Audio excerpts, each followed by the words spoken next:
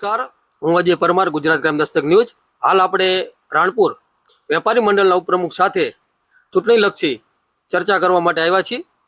સુલતાનભાઈ, હાલ જિલ્લા પંચાયત અને તાલુકા પંચાયતની ચૂંટણી જે રાણપુરમાં યોજાઈ રહી છે, એમાં ત્રિપાંખીય જંગ છે, કોંગ્રેસ, ભાજપ અને આમ આદમી પાર્ટી. તો આપની શું અપેક્ષા છે અને કઈ પાર્ટી અત્યારે વધારે જોર કરી રહી છે? આમાં બધી પાર્ટી બરાબર જ કામ કરી રહી છે. પોતપોતાના મતો મેળવવા માટેના હરીફાઈ ખૂબ છે અને ત્રિપાંખીય જંગ છે, એ વાત પણ બરોબર છે. અમારી તો એવી અપેક્ષા છે કે પાર્ટી કોઈ પણ આવે, ગામનો વિકાસ થાય એ બહુ અતિ મહત્વની વાત છે. કારણ કે તાલુકો બન્યાને ઘણા વર્ષો વયા ગયા, પણ હજી જે પ્રાથમિક સુવિધાઓ જે મળવી જોઈએ, ખરેખર એક તાલુકાલક્ષી જે અમને સુવિધાઓ મળવી જોઈએ, ઘણી બધી સુવિધાઓ અહીંયા નથી.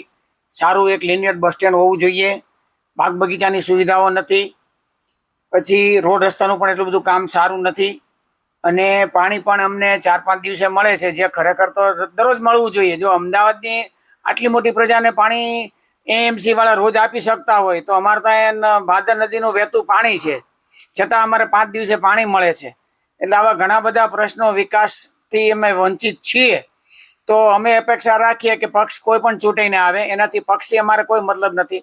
અમારે તો પબ્લિકનો વિકાસ થાય, જનતાને પૂરી સુવિધાઓ મળે, અને જનતા જે ટેક્સના પૈસા ખર્ચે છે, અને અમે પણ જે જીએસટી, ઇન્કમ ટેક્સ અને ઘણા બધા વેરાઓ અમે ભરીએ છીએ, તો એનું ખરેખર પબ્લિકને વળતર મળે એવી અમારી અપેક્ષા અને રજૂઆત છે.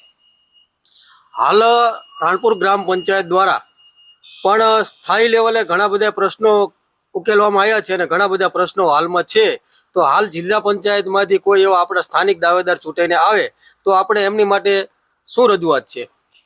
રજૂઆત એ છે કે આપે સાચી વાત કરી કે રાણપુર ગ્રામ પંચાયતની અંદર જે છેલ્લી બોડી ચૂંટાઈને આવી, એમાં સરપંચ તરીકે ગોસુભા પરમાર આવ્યા, અને તેઓએ ઘણી બધી મહેનત કરી છે, મારી જાણમાં છે, અને પબ્લિકને વધારેમાં વધારે સુવિધા મળે એવા એમના પ્રયત્નો હોય છે.